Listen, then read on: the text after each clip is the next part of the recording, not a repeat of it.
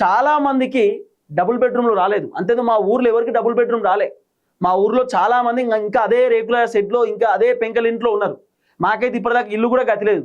ఉన్న ఇల్లు కూల్చేసినాం. ఎందుకంటే ఇల్లు మొత్తం దగ్గర పడ్డదని చెప్పి మా అయ్య మొత్తం తిరుగుతూనే ఉన్నాడు. డబుల్ బెడ్రూమ్ ఇద్దరేమో గవర్నమెంట్ అని చెప్తే మాకు ఇయరట. ఎందుకు ఇయరట అంటే మీ కొడుకు ప్రభుత్వాన్ని విమర్శిస్తాడు, మీ కొడుకు ప్రభుత్వం గురించి మాట్లాడతాడు. ఎందుకు ఇయ్యాలంటే మరి నేను కాంగ్రెస్కే ఓటేసిన కదా, మరి కాంగ్రెస్ ఓటేయమని 10 మందికి చెప్పినా కదా, మరి నేను ఓటేసినందుకు ఇప్పుడు నేను సిగ్గుపడుతున్నా. కాంగ్రెస్ పార్టీకి ఓటేసినందుకు అనవసరంగా వేసినా అని చెప్పి బాధపడుతున్నా. నాతో పాటు ఎవరెవరైతే ఓటేసారో వాళ్ళు కూడా అదే చెప్తున్నారు. దిక్కుమాలిన కాంగ్రెస్ అని తిడుతున్నారు, దరిద్రమైన కాంగ్రెస్ అని తిడుతున్నారు. మాకే డబుల్ బెడ్రూమ్ లేదు, మాకు ఇల్లు ఇప్పటిదాకా రాలేదు, మాకు ఇల్లే లేదు. ఊళ్ళే మీరు పోయి కనుక్కోండి, ఇల్లు లేదు.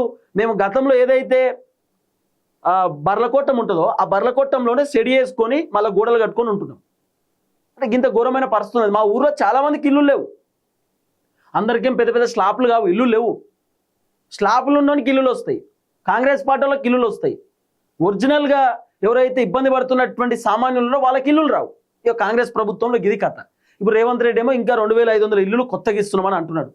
మరి పాతగీసినటువంటి ఇల్లులు ఎవరికి వచ్చినాయి, ఎవరు తిన్నారు? నాకు ఇప్పుడు ఒక మెసేజ్ వచ్చింది, నా ఇంకో ఫోన్ ఉంటుంది. ములుగు నుండి ఒక అన్న నాకు మెసేజ్ చేసిండు. ఇందిరమ్మ ఇండ్లు పేర్లు లిస్టులో వస్తాయి కదా, ఇయో నీకు శాంక్షన్ అయింది, నీకు శాంక్షన్ అయిందని కదా.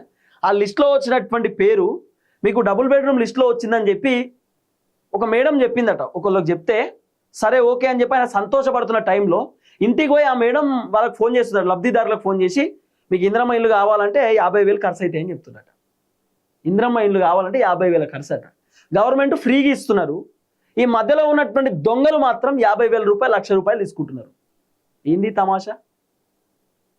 ఒక్కొక్కని బండారం బయట పెడతా, మామూలుగా బయట పెట్టా.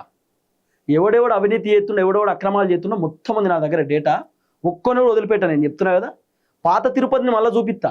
ఏడాకన్నా పోనీకి రెడీగా ఉన్నా నేను బయట పెడతా, త్వరలో ఆగుర్రి. నా దగ్గర ఉన్న డేటా ఏ అధికారి ఏం చేస్తున్నాడు, ఏ ప్రభుత్వ అధికారులు ఏం చేస్తున్నారు, ఏం కథ అనేది నేను బయట పెడతా, ఆగుర్రి.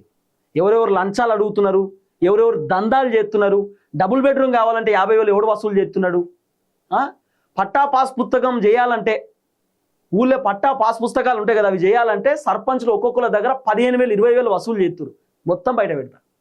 ఓపిక పట్టు, జర ఓపిక పడుతున్నా నేను కూడా, శుద్ధం ఇంకేమవుతుందో అని చెప్పి. లిస్టు బయట పెడితే గుండెలు అదిరిపోతాయి. గట్ల బయట పెడతా. ఒక్కొక్కని పేరు బోర్డు మీద చదువుతా. సర్పంచ్ పేర్లు, ఒక్కొక్క గ్రామ పంచాయతీ సర్పంచ్ పేర్లు బోర్డు మీద పెట్టి చదువుతా.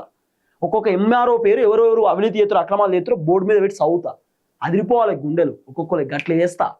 అవినీతి అక్రమాలు చేసేటోళ్ళని మొత్తం బయట పెడతా. నా దగ్గర ఉన్నది లిస్టు.